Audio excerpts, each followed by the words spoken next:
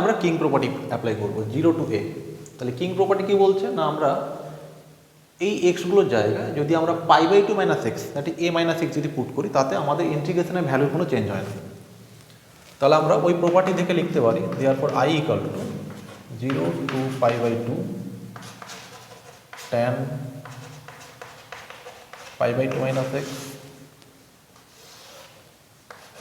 root over π/2 - x root over π/2 - x. Then it becomes tan of π/2 - x means cot x, tan of π/2 means cot x plus tan x. তো suppose আমি এইটাকে number 2 দিচ্ছি, this one number 1।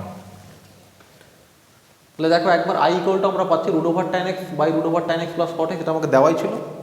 R king property apply করে যেটা আমরা পাচ্ছি যে this one equal to √cot x plus √cot x plus √tan x।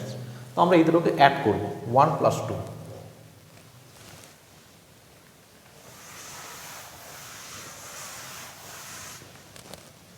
তাহলে দেখো 1 + 2 করলে লেফট হ্যান্ড সাইডে কি আসবে 2i, রাইট হ্যান্ড সাইডে আমরা একসাথে লিখছি, এটাতে ছিল tan x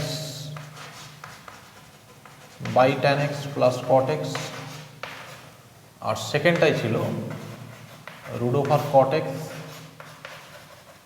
√tan x plus √cot x dx। দেখো আমরা এটাকে সাম আপ করতে পারি, এদের নিচে দেখো এলসিএম তোমার √tan x plus cot x এসে যাবে,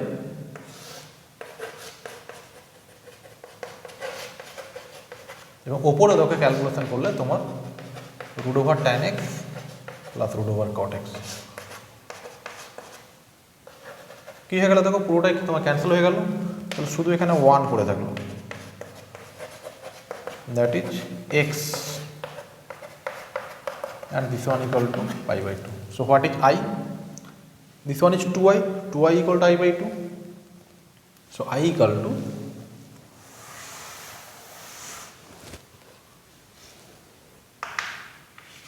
আমাদের বেরালো 2i equal to π/2. So what is I? I equal to π/4. That is my answer. তো দেখো এক্স্যাক্টলি দেখো আমরা এখানে কি হয়েছে যে আমরা প্রপার্টি ইউজ করার ফলে